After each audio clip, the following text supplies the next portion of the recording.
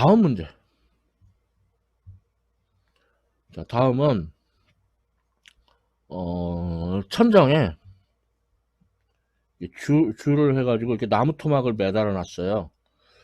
그 다음에 나무 토막을 향해서 총을 쏴요. 그래서 빵! 총을 쏴가지고 이 총알이 나무 토막에 박혀요.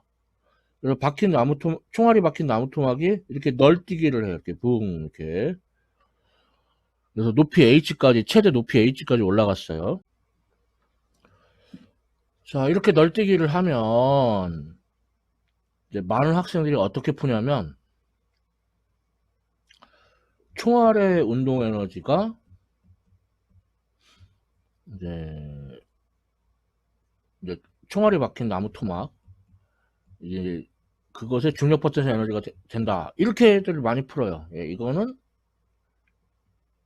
아주 아주 잘못된 결과예요. 이거는 이게 왜 잘못된 결과냐면은 총알이 나무 토막에 박히면은 무슨 그래서 합쳐졌죠? 무슨 충돌? 완전 비탄성 충돌이란 말이에요. 그 완전 비탄성 충돌에서 운동 에너지는 보존되지 않는다고 되게 어렵게 저 유도하고 했었잖아요. 그쵸? 그러니까 이게 말도 안 되는 식이라고요. 그래서 이 문제 풀 때는 일단 총알이 나무통에 박힌다. 완전 비탄성 충돌이다. 그러면은 총알의 질량, 총알의 처음 속도, 나무토막의 질량, 나무토막은 정지 있고, 그럼 이게 충돌 전 운동량, 충돌 후에는 나무토막에 총알이 박힙니다. 한물체처럼. 이제 나중 속도 VB라고 하고, 그럼 이게 같다. 운동량, 보존 법칙. 자, 두 번째, 이제 이 총알에 박힌 나무토막이 널뛰기를 하면서 그때 역학적 에너지 보존 법칙이 성립하죠. 자, 그래서 총알이 박힌 나무토막의 운동 에너지, 총알이 박힌 나무토막 한물체처럼 취급하고 운동 에너지 이게 이제 그 최대 높이로 갔으면은 그 중력 포텐셜 에너지가 같죠.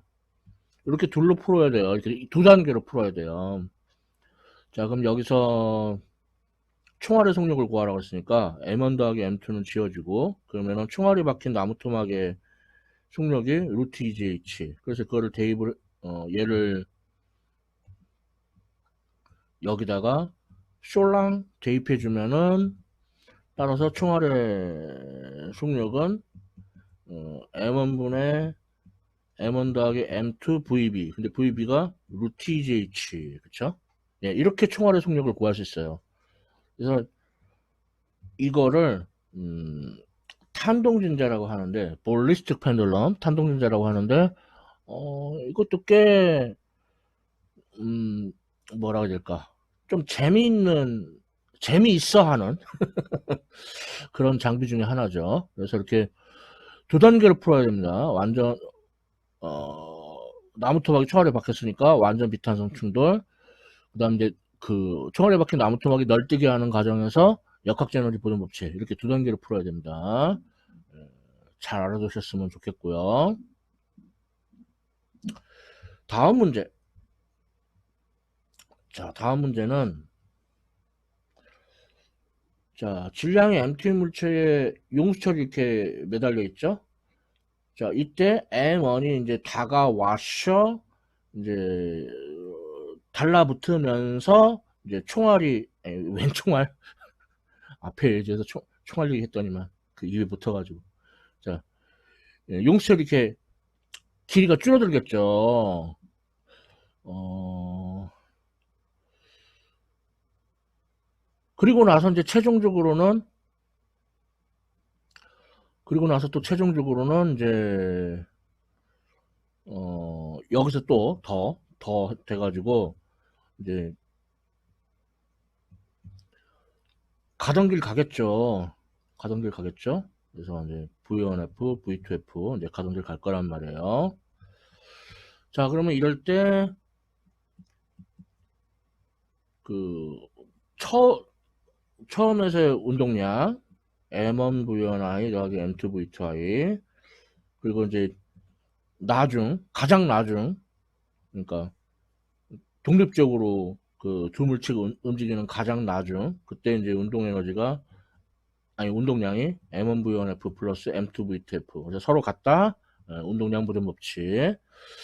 그리고 처음과 가장 나중 사이에서는 이제 결국 용수철이 원래 길이로 되돌아가니까 운동 에너지가 보존돼요. 그러니까 용수철이 압축되는 동안에는 운동 에너지 일부가 그 탄성 포텐셜 에너지로 바뀌는 거지만 최종적으로 다시 이제 용수철이 원래로 돌아갔잖아요. 그러니까 결국 그러면 이제 다시 용수철이 압축되면서 용수철에 저장되어 있던 그 탄성 포텐셜 에너지가 용수철이 원래 길이로 돌아가니까 도로 운동 에너지로 다 그 되돌려 놓는 거죠. 그래서 운동 에너지가 보존됩니다.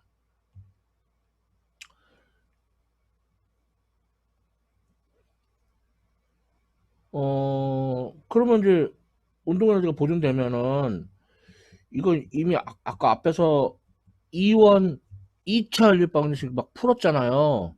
그거 다시 풀고 하는 거는 아이고 피곤한 일이야. 그래서 그 애증의 공식 암기를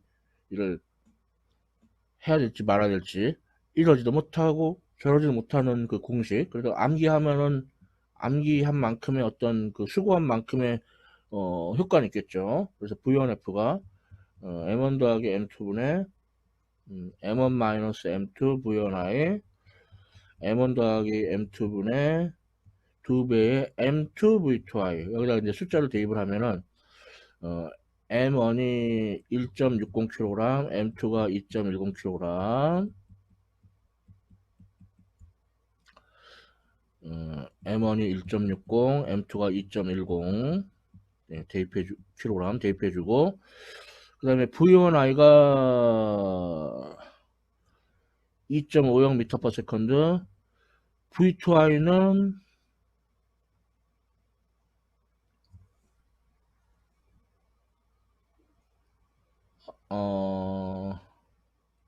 아이고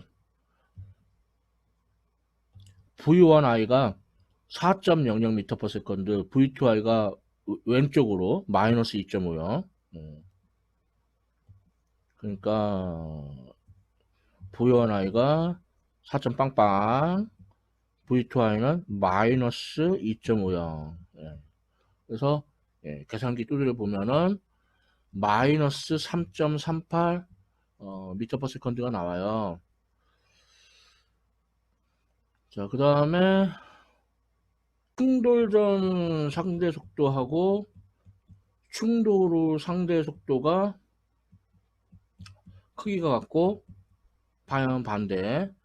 그러니까 V2F는 V1I 마이너스 V2I 더하기 V1F. 그래서 여기다가 4점 빵빵 미터/s 마이너스 2.50 마이너스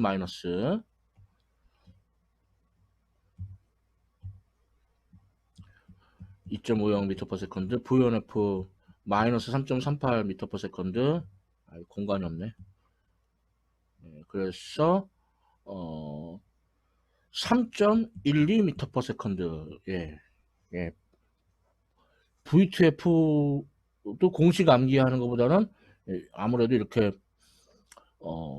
탄성 충돌에서 충돌 전 상대 속도하고 충돌 후 상대 속도가 크기가 같다. 이걸 이용하는 게 좀 더 나은 것 같네요. 뭐 괜찮게 풀었죠? 아직 이 문제 안 끝났습니다. 자, 다음 질문. 그래서 이거는 이제 최종 과정이 아니고 중간에 이제 용수철이 압축되어 있는 그런 과정을 따지자 이거예요. 자, 그러면은 질문 B에서 어쨌든 이때도 운동량이 보존됩니다. 처음 총 운동량, 용수철이 압축되어 있는 이때의 나중 총 운동량 서로 같아요. 자, 그러면 여기서 근데 이제 이때 문제에서 그 용수철이 압축되고 있는 도중 그때 물체 1이 오른쪽으로 3.00m/s, 그러니까 V1F가 3.00m/s라고 알려준 거예요. 그러니까 V2F는 M1V1I, M2V2I 빼기 M1V1F, 이걸 전체를 M2로 나눠주면 되겠죠. 자, 그래서 M1이 1.60kg, V1I는 4.빵빵m/s, M2가 2.10kg, V2I는 마이너스 2.50, 마이너스 M1이 1.60kg, V1F가 3.빵빵m/s라고 문제에서 알려줬죠. M2가 2.10kg. 예, 그래서 계산기 두드려 보면 마이너스 1.74m/s라는 걸 알 수가 있어요. 자, 다음 이제 질문 C. 이때 용수철이 압축된 거리를 구하래요. 그러니까 운동에너지의 일부가 그 용수철을 압축시키면서 탄성 포텐셜 에너지로 바뀐다고 그랬죠. 그러니까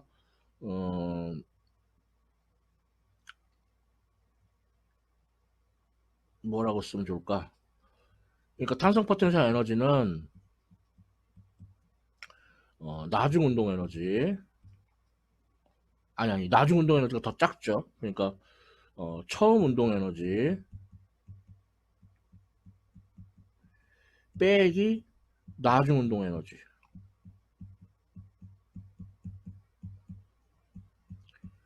자, 이런 식으로 세울 수가 있어요. 그래서 뭐 용수철 상수 K는 600Nm, 그런 숫자들을 이제 다 대입을 해주면, 그럼 X가, 그러니까 용수철이 압축된 길이가 0.173m 이렇게 나온다라는 걸 알 수가 있습니다. 그리고 이제 지금 여기 문제는 없지만 용수철이 최대로 압축된 거리를 이제 알고 싶을 때가 있거든요. 이때는요, 지금 보면은 이거 지금 덜 압축됐어요. M1은 오른쪽으로 움직이고 M2는 왼쪽으로 움직이고 있죠. 마이너스 1.74m/s. 이거 아직 용수철이 덜 압축된 거예요. 자, 최대로 압축이 되면은요, 그 얘네가 최대로 압축이 되면은 V1F하고 V2F가 같아집니다. 그러니까 지금 얘는 덜 압축돼서 이제 같지 않은 정도가 아니라 방향까지도 반대잖아요. 그렇죠? 그러니까 최대로 압축되면은 방향도 같아져요. 방향도 같아지고 속도의 크기도 같아지고, 그때가 용수철이 최대로 압축된 거예요. 이건 이제 참고라고 생각하시면 되겠어요. 지금까지 1차원 충돌을 공부하셨습니다. 자, 그럼 다음은 2차원 충돌. 2차원 충돌은 이제 두 물체가 좀 스치듯이 충돌하는 거예요. 그래서 이제 당구장에서 많이 볼 수 있는데, 당구장에 보면은 공이 하나 정지해 있고 다른 공을 이제 툭 치는데, 이제 뭐 소위 말하는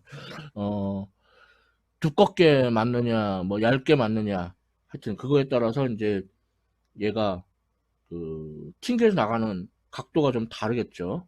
그래서 이렇게 튕겨 나갔다 이거예요. 그리고 멈춰 있던 애는 여기로 튕겨 나갔다. 자, 이런 게 2차원 충돌인데, 2차원 충돌이라고 뭐 대단한 거 없습니다. 이런 경우 X방향 운동량과 Y방향 운동량이 따로 보존된다, 그렇게 생각하면 돼요.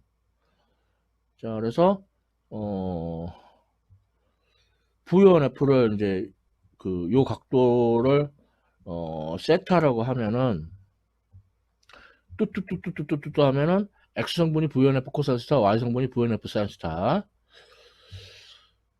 그 다음에 이제 M2가 튕겨나간 이 각도를 파이라고 하면은, 그러면 여기서 뚜뚜뚜뚜 해주면은 V2F 코사인 파이가 X성분, V2F 사인 파이가 Y성분. 그런데 말이죠.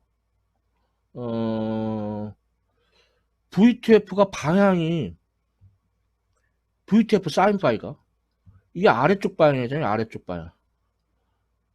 그래서 여기 마이너스 부호가 필요해요. 여기 마이너스 부호가.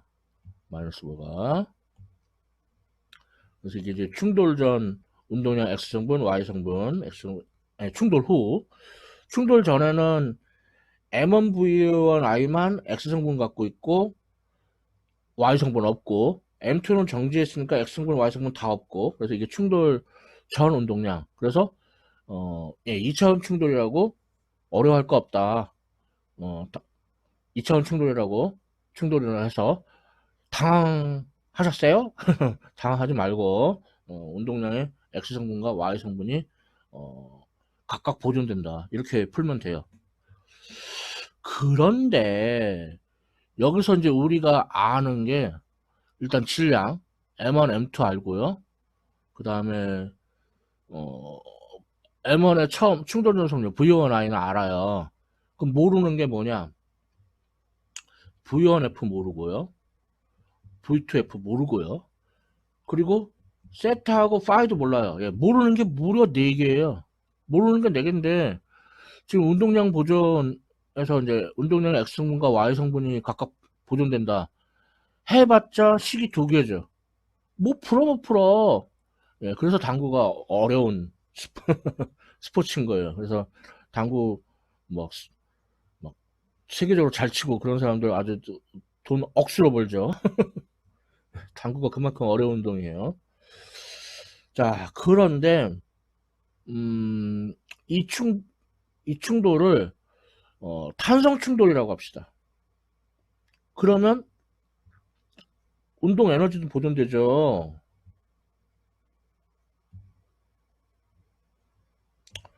그래서 충돌전 운동 에너지 M1만 움직이고 M2는 정지해 있으니까 운동 에너지 없고, 그다음 충돌 운동 에너지 같다. 이래도 못 풀어요. 미지수가 4개인데 운동 에너지 보존된다고 추가해도 조건이 3개라서 이래도 못 풀어요. 아이쿠. 예, 그만큼 당구가 어려운 스포츠예요. 머리를 엄청 써야 되고, 굉장히 이제 풍부한 경험도 있어야 되고. 자, 그런데 이제 일반적으로 당구공들은요, 질량이 같죠. 질량이 같기 때문에 그것까지 추가해주면은 이 각도가 90도라는 거를 알아낼 수 있어요. 그래서 뭐 예를 들어 요 위의 각도가 30도다. 그럼 아래 각도는 60도. 이런 식으로 물론 이제 실제 당구에서는 이제 당구공이 회전을 하고 이제 그러니까 뭐 영어로 말하면 스핀, 소위 말하는 시내로 아재들은 시내로 그러지. 그래서 그게 좀 다르긴 하지만 실제로는 그렇지만 뭐 이론적으로는 이 세타하고 파이를 더하면은 90도가 됩니다. 여전히 뭐 미지수 4개를 다 정확하게 정할 수는 없지만 뭔가 좀 그래도 이제 모르는 것보단 나은 어떤 이제 서포트 해주는 면이 있죠. 보조해주는 면이 있죠. 자, 근데 세타 더하기 파이가 90도인 걸 어떻게 증명하지?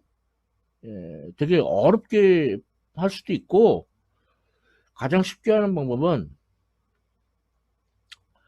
자, 물체 1의 충돌전 운동량, 물체 2는 운동량 없고, 이게 물체 1의 나중 운동량과 물체 2의 나중 운동량을 합한 것과 같다. 그러니까 벡터 방정식으로 쓰면 이렇게 쓸 수 있단 말이에요. 자, 여기다가 이제 얘네들은 자기 자신끼리 도트 프로덕트를 해요. 그러면 이제 그걸 자기 자신끼리 하는 거는 이렇게 제곱으로 많이 쓰는데, 벡터 표시를 아예 하지 말까? 자기 자신끼리 도트 프로덕트 하면은 제곱이 되죠. 이렇게. 그러면 이건 이제 P1F 더하기 P2F 하고, 도트 또 한 번 더, 이렇게. 그러면 이제 도트 프로덕트는 배분 법칙이 성립하니까, P1F의 제곱, P2F의 제곱, 그 다음에 2배의 P1F 도트 P2F 도트 프로덕트 교환법칙도 성립하니까 이렇게 쓸 수가 있어요. 자, 그 다음 운동에너지. 자, 우리가 운동에너지를 2분의 1 mv 제곱만 알고 있는데 운동량 P를 사용하면 운동에너지를 2m분의 P제곱으로 쓸 수 있어요. 운동에너지를. 근데 이제 그럼 운동에너지가 보존된다. 그럼 2m1분의 P1i의 제곱은 이게 P2i는 0이고 충돌 전 운동에너지, 충돌 후에는 2m1분의 P1F의 제곱 더하기 2m2분의 P2F의 제곱. 근데 M1하고 M2가 같다고 했으니까 그럼 2도 지워지고, 그럼 말하자면 얘가 2식, 요게 1식. 그래서 2식을 1식에 대입하면은 결론은 뭐가 얻어지냐면은 P1F 도트 P2F가 0이다. 예, 두 벡터를 도트 프로덕트를 했는데 0이라는 건 무슨 뜻이죠?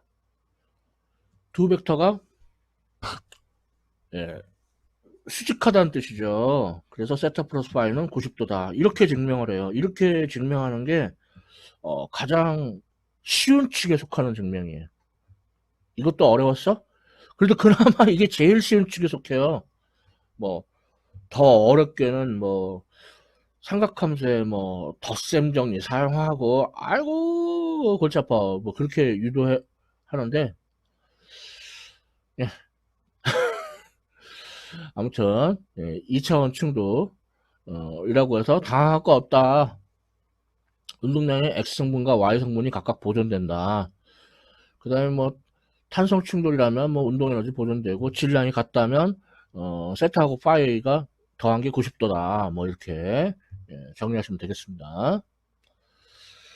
말로만 하지 말고 문제로 연습해 보죠. 자, 교차로에서 동쪽으로 달리던 승용차하고 북쪽으로 달리던 트럭이 충돌을 해가지고 둘이 합쳐져서 이렇게 간다고 합니다. 그럼 이거는 소위 합쳐졌으니까 완전 비탄성 충돌인데 2차원 평면상에 일어났으니까 소위 2차원 완전 비탄성 충돌이라고 말할 수 있어요. 뭐 이런 용어는 좀 거의 말장난스럽고. 자, 그럼 이제 운동량이 보존되는데 그럼 여기서 사전 빌드업으로 또 이렇게 나중 속도를 분해를 하면은 X성분이 VF 코사인 세타, Y성분이 VF 사인 세타죠. 자, 그러면 됐어. 그러면 이제 운동량의 X성분을 구해보면은 충돌 전에는 M1만 X성분이 있죠. M2는 없어요. 그 다음에 운동량의 Y성분 보면 반대로 M1은 Y성분이 없고 X성분, M2가 Y성분, M2V2의 값을 갖고 있죠. 자, 그래서 충돌 후에는 둘이 합쳐졌고, 그 다음에 X성분은 VF 코사인 세타. 충돌로 둘이 합쳐졌고, X성분은 VF 사인 세타. 자, 그럼 여기서 얘를 1식, 이걸 2식. 그럼 뻔한 수학적 스킬. 1식을 제곱하고 2식을 제곱해서 더하거나, 2식을 1식으로 나누거나. 그쵸? 자, 이 스킬 많이 봤죠? 자, 그래서 1식 제곱하고 2식 제곱해서 더해주면 가로를 잘못했네. 그러면은 M1 더하기 M2 전체의 제곱 VF의 제곱 그 다음에 코사인 제곱 세타 더하기 사인 제곱 세타는 한마디로 뭐 얼마? 1. 그래서 이 사실을 이용을 해서 VF를 구할 수가 있어요. 그러니까 VF는 루트 M1V1i의 제곱 M2V2i의 제곱 나누기 M1 더하기 M2. 자, 그 다음에 2식을 1식으로 나누면 그럼 이식 M2V2I는 M1 더하기 M2VF 사인 세타가 분모로 들어가고, 아니, 뭐래?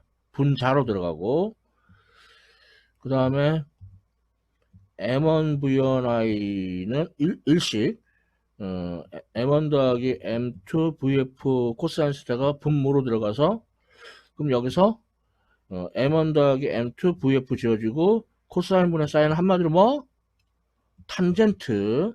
예, 그래서 세타는 탄젠트의 역함수 M1V1I분의 M2V2I 이렇게 돼요. 그래서 여기다 M1은 1500kg, M2는 2500kg, V1I는 25.0m/s, V2I는 20.0m/s 해서 계산해 보면은 VF가 15.6m/s, 그리고 각도는 53.1도가 나옵니다. 그래서 교통사고 나면은 다들 뒷목 잡고 내리잖아요. 그래서 아이고야, 그래서 아유 운전을 어떻게 하신 거예요? 어쩌고 처음에는 좀 고운 말 쓰다가 나중에는 점점 목소리가 높아져서 고래고래 이렇게 소리를 지르면서 막, 아니 그러면 목소리 큰 사람이 이기는 거야?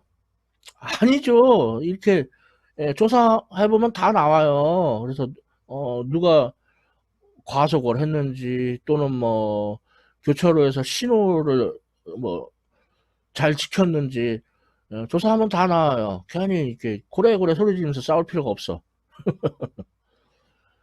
그냥 뭐 보통 이제 그런 경우 이제 보험사 불러가지고 이제 보험사 직원들이 나오잖아요.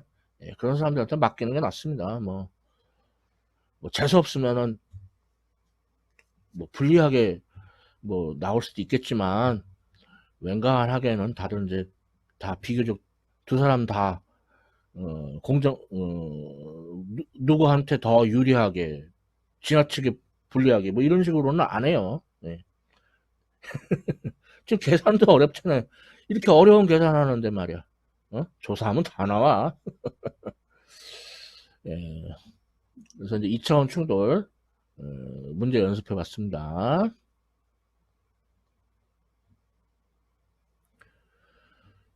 예, 이제 다음은 굉장히 뜬금없게도 질량 중심을 얘기할 거예요. 굉장히 뜬금없게 느껴지지만 이게 지금 얘기하기 괜찮은 타이밍이에요. 자, 그래서 먼저 이산적인 질량 분포. 이산적이 맛있어. 그 산적 아니고 그 이산가족 이렇게 띄엄띄엄 떨어졌다 이거죠. 자, 이런 경우에 질량 중심은 어떻게 주어지냐면 일단은 입자 두 개로 시작하세요. 그래서 질량이 같은 입자가 두 개가 있다고 해봐요. 그리고 이제 둘을 이제 되게 질량을 무시할 수 있는 가벼운 뭐 막대 같은 걸 연결했다. 그럼 이 막대의 어느 지점을 이렇게 손가락으로 지탱하면 이게 수평을 이루죠? 한 가운데. 그래서 2분의 x1 더하기 x2 이런 식으로. 그럼 만일에 이제 질량이 달라요. M1이고 M2야. 자, 그때는 질량을 고려해서 그 가중평균을 해줘야 돼요. 멀가중 가중평균 이렇게 이런 식으로. 자, 그래서 그러니까 뭘 할 수 있어요? 분모는 질량의 합, 분자는 질량과 좌표를 곱한 것을 합이라는 걸 알 수 있죠. 예, 이게 바로 질량 중심의 정의입니다. 그러니까 여기서 이제 그러니까 이런 아이디어로 이제 일반화 시킨 게 질량 중심의 정의예요. 자, 그래서 보면은 질량 중심의 x좌표는 분모는 질량들을 다 합한 거. 그래서 전체 질량을 대문자 m이라고 하고요. 분자는 질량과 x좌표를 합한 거. 이게 질량 중심의 x좌표. 질량 중심의 y좌표는 분모는 전체 질량분의 질량과 y좌표를 곱한 것의 합. 질량 중심의 z좌표는 전체 질량분의 질량과 z좌표를 곱한 것의 합. 그래서 이거 벡터 방정식으로 쓰면은 질량 중심의 위치 벡터는 전체 질량분의 그 각각의 입자들의 질량과 위치 벡터를 곱한 것의 합, 이렇게 쓸 수 있다는 거죠. 이게 바로 이산적인 질량 분포. 다시 말해서 입자계, System of Particles, 입자계에서의 질량 중심이 되겠어요. 자, 그 다음은 이렇게 띄엄띄엄 떨어뜨려서 고려하기 어려운 경우, 그러니까 연속적인 질량 분포의 경우는 어떻게 하느냐? 이렇게 덩어리 형태가 있어요. 그러면 어떻게 하냐면은 잘게 쪼개요. 그래서 워낙 잘게 쪼개서 얘를 입자처럼 볼 수 있다 이거예요. 그러면은 앞에 정의가 이제 그 정의의 극한을 취하게 돼서 수학적으로 적분이 돼요. 그래서 질량 중심의 X좌표는 전체 질량분의 저 작은 질량의 조각의 질량 dm 곱하기 X좌표, 질량 중심의 Y좌표는 전체 질량분의 작은 조각의 질량 dm 곱하기 Y좌표 합, 질량 중심의 Z좌표는 전체 질량분의 작은 조각의 질량 dm에다가 Z좌표를 곱한 것의 합. 그러니까 극한을 취하니까 그 합이 이제 적분으로 바뀌는 거죠. 자, 이걸 벡터 방정식으로 쓰면 질량 중심의 위치 벡터는 전체 질량분의 작은 조각의 그 질량 dm 곱하기 위치 벡터 r의 합. 그러니까 극한 취하면 적분이 되는 거죠. 대문자에는 이제 전체 질량, 그러니까 작은 조각의 질량을 합한 건데, 이것도 극한 취하면 적분, 이렇게. 그래서 이산적인 질량 분포에서 시그마 대신에 인티그럴로 바꾸면 연속적인 질량 분포가 되는 거예요. 뭐 연상적인 질량 분포라고 해도 뭐 이 정도면은 뭐 괜찮은 것 같죠? 그렇게 어려운 것 같지 않죠? 는 착각입니다. 예, 아이디어는 쉬운데요. 실제 계산은 어려워요. 그래서 만약에 이 연속적인 질량 분포가 3차원적인 형태다. 그러면 그때는 저 작은 조각의 부피 dv에다가 단위 부피당 질량, 그 그냥 우리 밀도 그러는데 정확하게는 부피 질량 밀도예요. 그래서 그걸 곱해가지고 그 다음에 이제 2차원적인 형태면은 저 작은 조각이 이제 어떤 면적을 이루겠죠. 그 면적에다가 단위 면적당 질량, 그거를 표면 질량 밀도라고 그래요. 뭐 간단히는 면 밀도, 그거를 곱한 거를. 그리고 이게 1차원이면 저 작은 조각이 어떤 길이 형태를 이루겠죠. 그래서 그 길이에다가 단위 길이당 질량, 그걸 이제 선질량 밀도, 줄여서 선밀도라고 합니다. 예. 그래서 DM 대신에 이렇게 어, 차원에 따라서 뭐 3차원이면 로 DV, 2차원이면 시그마 DA, 뭐 3차원이 1차원이면 람다 DL 이런 식으로 부피 질량 밀도, 표면 질량 밀도, 선질량 밀도를 사용해서 바꿔야 돼요. 그래서 아이디어는 쉬운데 실제 계산은 만만치가 않습니다. 그리고 이거 질량 중심 말고 무게 중심이라는 말도 쓰는데 일반적으로 질량 중심과 무게 중심은 같지가 않아요. 뭐 균일한 중력장인 경우에는 질량 중심과 무게 중심이 일치하는데 그래서 그러니까 마치 질량과 무게가 완전히 같은 말은 아니잖아요. 무게란 이제 질량이 아니고 그 물체에 작용하는 중력의 크기니까. 그래서 질량 중심과 무게 중심도 사실은 일반적으로 같지가 않아요. 그러니까 함부로 무게 중심 이런 말 쓰면 안 된다고. 그냥 오해가 없으려면은 편하게 질량 중심이란 말 쓰는 게 좋겠죠.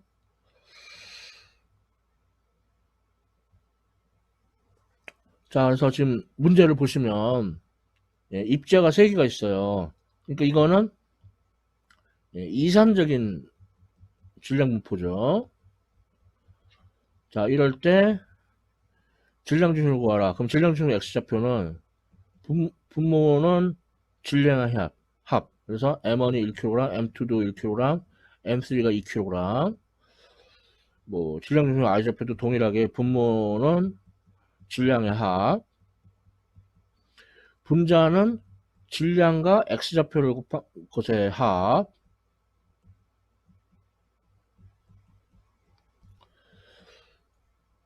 질량 중심의 y좌표는 질량과 y좌표를 곱한 것의 합.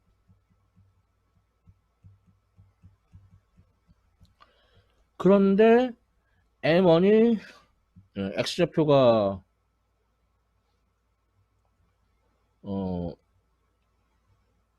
1.0m, y좌표는 빵.